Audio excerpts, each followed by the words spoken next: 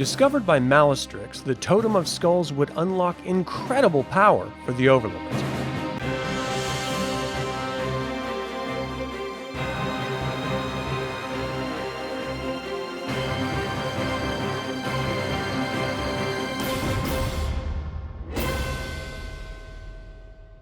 Welcome to another DragonLance Saga episode. My name is Adam, and today we're going to talk about Skull Totems. I'd like to take a moment and thank the members of this channel and invite you to consider becoming a member by visiting the link in the description below. You can even pick up DragonLance gaming materials using my affiliate link. I am referencing Wings of Fury and the Age of Mortals sourcebook for this information. If I leave anything out or misspeak, please leave a comment below. The power that could be manifested from the Skull Totems, if properly constructed, was incredible.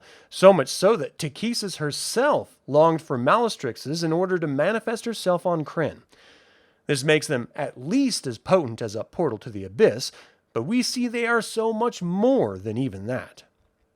The discovery of such immense power would take the efforts of a truly alien dragon on Krynn. Malystryx would learn that by harnessing the power within the Skull Totem, she could shape a realm to suit her desires, something no dragon or god had done to any degree since the Cataclysm itself. This is not, however, the totality of the power the Skull Totem may grant. They're also able to grant arcane energy to defile life itself by merging two distinct entities into a spawn that bears some traits of its creator. Let's take a closer look at the creation of Skull Totems and their vile powers of corruption. The alien dragons that arrived on Krynn were able to use draconic vampirism to absorb the departing soul of the dragons they murdered. This granted the strength and vitality of the fallen to the victor. This is initially how the alien dragons gained in strength so quickly over their native cousins. Malystryx, however, learned another way to harness the dormant arcane power within the native Krynnish dragons, and that is by utilizing their power after death. This grisly rite she discovered was quickly repeated by other dragon overlords. In order to craft an effective and powerful totem, you must follow a few prerequisites in its construction. First, the dragon's skulls must be from adult dragons. Younger dragons simply do not possess the raw power necessary. There must also be a balance. This creates a harmony with the clan of dragon skulls present and exponentially increases the raw potential of the totem. This harmony is crafted by having at least one skull from each of the 10 native Krynnish dragon clans. The more skulls of each clan you have represented in balance, the better. The dragons of Krynn were created by the gods before mortals and thus contain elements of its magic that is also found in Krynn itself. Skull Totems can only be found at the very heart of a dragon overlord's lair.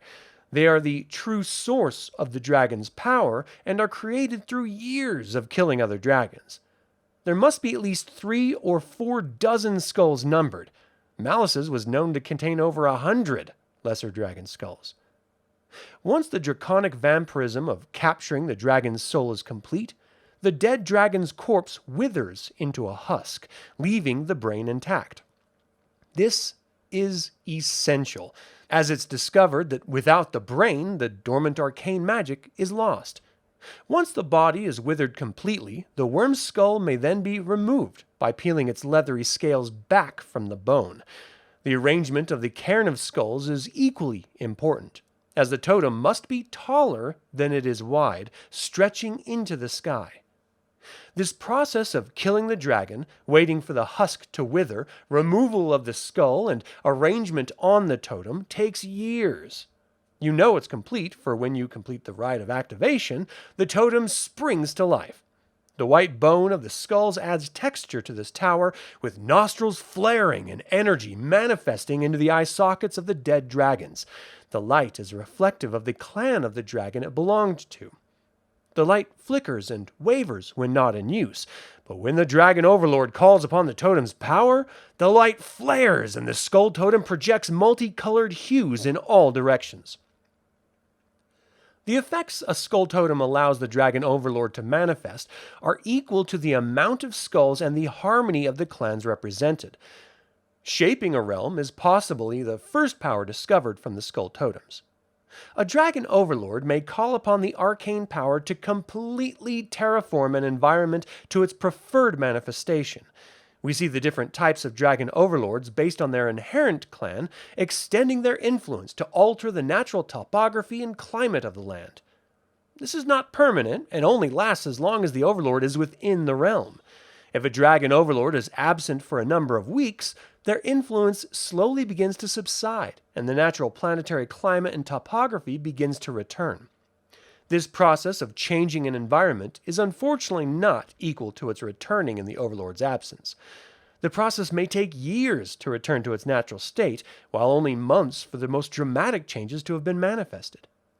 The area changed is in proportion to the power of the totem and Overlord, and is not in a perfectly spherical shape, but rather a potential area. The effort is truly incredible, and after a Dragon Overlord is finished, they're forced to fall into a deep dormancy, more profound than any hibernation. They can be woken from this state by receiving physical pain or overhearing loud noise. They remain in this dormancy twice as long as it took them to manifest the realm shaping. The second power the Skull Totems are capable of manifesting was discovered initially by Kellandros, the storm over Krynn. He was searching for a way to house his past Dragon High Lord rider Kidiar Uthmatar's soul, once Takhisis gifts it to him as promised. He wanted to improve on her mortal form so that she could join him in ruling over Krynn, and decided to experiment with merging a draconian with a human. This combines the physical forms and consciousnesses of both into a more draconic and feral aspect. As Kellandros explored this technique, other Dragon Overlords learned of it and created their own spawn. The Dragon Overlords creating the spawn are required to sacrifice a part of themselves to their creation in the form of tears, blood, fire, etc. This imbues the spawn with a power reminiscent of their Overlord creator. Other mortal forms have been attempted, but only humans seem to be capable of surviving the ritual. The humans are nearly always used against their will, though some Overlords are able to convince Draconians to join on their own accord. There are other ambient powers the Skull Totems provide, their Dragon Overlord creators as well. All are based on the attraction of others as followers. Other dragons of the same clan are attracted to their Overlord equal to the size of the totem. They also attract followers of other mortal races to serve them and their realms. The Skull Totems also offer the Overlord the ability to scry on their realms, providing them with the ability to witness anything taking place around them if desired.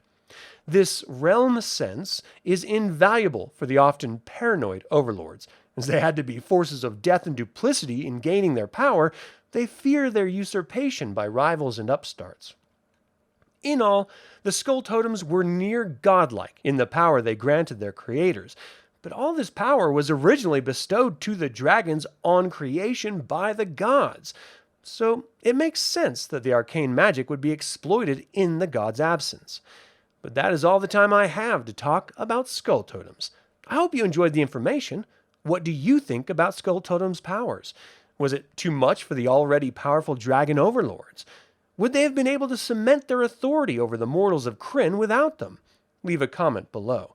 I would like to take a moment and remind you to subscribe to this YouTube channel, ring the bell to get notified about upcoming videos, and click the like button. This all goes to help other Dragonlance fans learn about this channel and its content. Thank you for watching. This has been Adam with DragonLance Saga, and until next time, remember, nothing ever happens by chance. Everything happens for a reason. Your brain may not know the reason. Your brain may never figure it out. But your heart knows. Your heart always knows.